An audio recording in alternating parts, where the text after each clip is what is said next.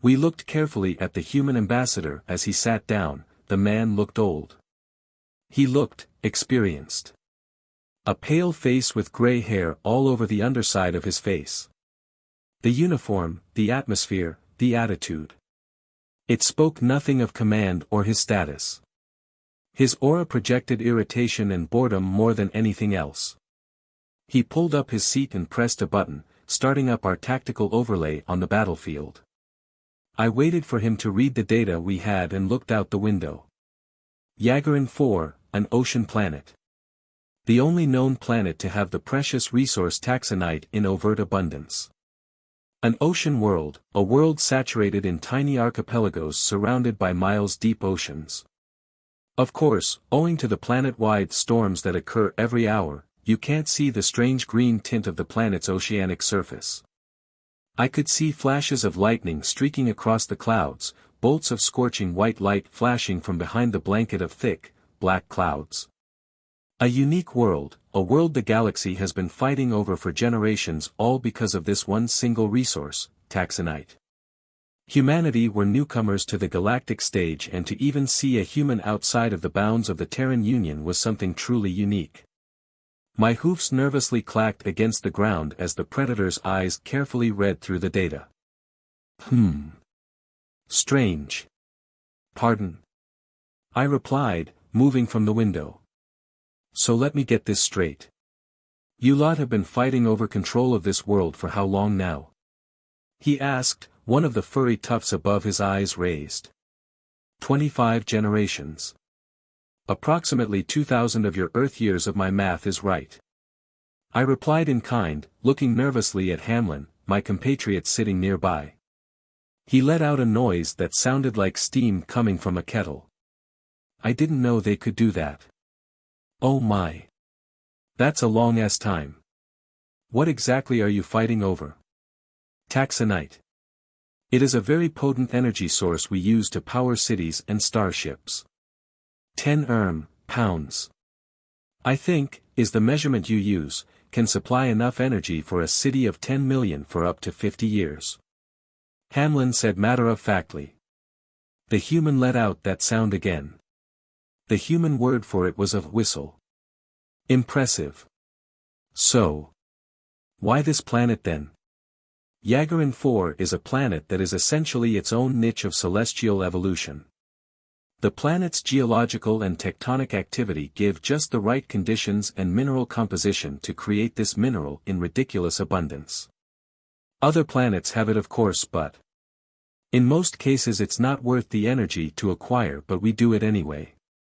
I said, sitting in my own chair. Okay, so, the entire galaxy uses this stuff? He asked again as his posture straightened out. Yes. There is enough of it in the universe generally that we can make enough of it to build fleets, make cities, power industries. Every planet in the universe has at least a small amount of it. This planet is simply a natural super producer, so to speak. So, here we are.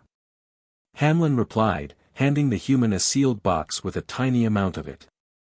Ah, a Dune situation, huh? I'm going to make the assumption that alternatives have been tried and have not worked. He sat back in his seat and crossed his arms. Of course. Everything. We were even beginning to build I believe the human term is a Dyson sphere. For energy harvesting. Then, various wars over Taxanite left us to abandon the project. That was long ago though. We went through wind farms, fossil fuels, coal hell, even tried a steam-powered starship at one point. Ancestors, that was a disaster. However, as it turns out, Taxanite is still the best option. I said with a hint of sorrow. Best power source in the galaxy bar none. Best input to output ratio in the right reactors. Can power any city with one reactor. A colony can start on any planet with one of these reactors and not run out of energy for 5 generations. Eventually finding their own way to sustain their growth with solar power or careful management. But, eventually it runs out and we have to get more fuel. Hamlin said, showing various readouts on the console. Ah. Have you tried nuclear? He asked, scratching his chin. Yes. Nowhere near as efficient. Abundant but, after a time it just wasn't worth it. Meltdowns, fusion explosions. After a time we just gave up, stating it was not worth the risk or investment. It was decent, of course, a very good source of power, but otherwise more useful as weapons against hive swarms. Of course we haven't had a hive war in centuries, so that tech has fallen out of favor. I said with a sigh. I am assuming everyone has tried a peaceful solution multiple times by now. He asked. Yes. Repeatedly. Due to the way the planet works, we can't define territory lines very well, since the tax wells move according to tectonic activity. Some areas can be barren of taxanite for months on end, while others can overflow with it. This causes territorial disputes. After a lot of bloodshed, we came up with a solution. I replied. Let me guess. You've come up with a sort of tournament thing where every planetary year, you guys form up, duke it out, the winner gets the spoils while the losers have to grab the scraps on the outskirts. He said plainly, making both of us blink in surprise. Well. Well guessed. That is indeed what we do. The territories are respected, of course. At least for the year. Then it starts up again. I replied. Well, you obviously ain't stupid enough to use the resource you are fighting for to power your gear, so I'm guessing it's, fossil fuel. Diesel maybe. It's an ocean planet. I'm gonna assume turbine screw-driven propulsion on boats. He raised that tuft of fur again as we spoke. Yes, actually. The planet's surface is too tempestuous, so we usually use non-energy-based projectile weaponry. Ion storms, electrical storms. Nothing really electronic that's too sophisticated can actually tolerate operating for long. And it's usually very expensive to EMP shield a ship. So we usually just go with cannons or low-power railguns. With localized battery sources, of course. Hamlin explained. How many other factions have you got here? He asked calmly. House Drays of the Vakasan. House Orinth of the Saranai. The Kaisuni Syndicate of the Eridani.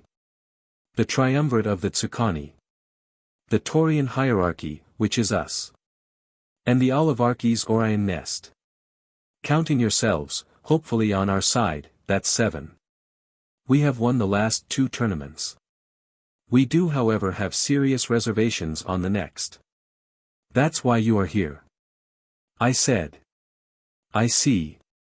Well. This is interesting. How long until we got the next tournament? He asked, standing up to lean over the counter. 2 months. Hamlin said. Well. I'm gonna need a sample of this Taxanite stuff. See what it is. I will talk to the brass and see what we need to do. Thank you for your time, gentlemen. He said, gave us a bow and walked out to his shuttle, taking the small sample with him. Do you think this will work?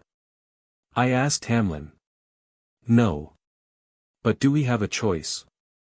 Reserves are dangerously low. He said, reminding me of that fact by showing me his meticulously made charts. Please don't. I knew the council was making a mistake. 1 planet a year, 1. What the hell were they thinking when they commanded 10 new colonies? Hamlin and I both sat quiet for a bit as we continued to check readouts. It had been a month since the human visited us at the station. A month of essentially silence. I sat quietly behind my desk, my despair essentially overcoming me. To such an extent, I couldn't hear the station master calling me. My Lord Varys. He loudly bellowed. Oh. Damn it. Yes. Yes, Tsakhan. I replied, snapping out of my stupor. The human ambassador is here to see you. Send him in. I hope it's good news. I sighed and waited for my door to open. The human ambassador seemed cheery as he walked in the door. He had with him one of our master engineers. Also, with a huge grin on his face. Master Matthias. Good news, I hope. Oh, the best news we could have hoped for, Lord Varus. The absolute best. He smiled happily at me as the human ambassador presented me with a document. I read it in front of them. You cannot be serious. Is this for real?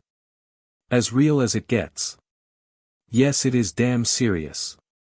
Witnessed it with my own 2 eyes. Matthias said, still with that smirk. So here's how it is. The unnatural beings of unholy insanity, more commonly known as the human engineer, have come up with a few interesting ideas about this Taxanite stuff.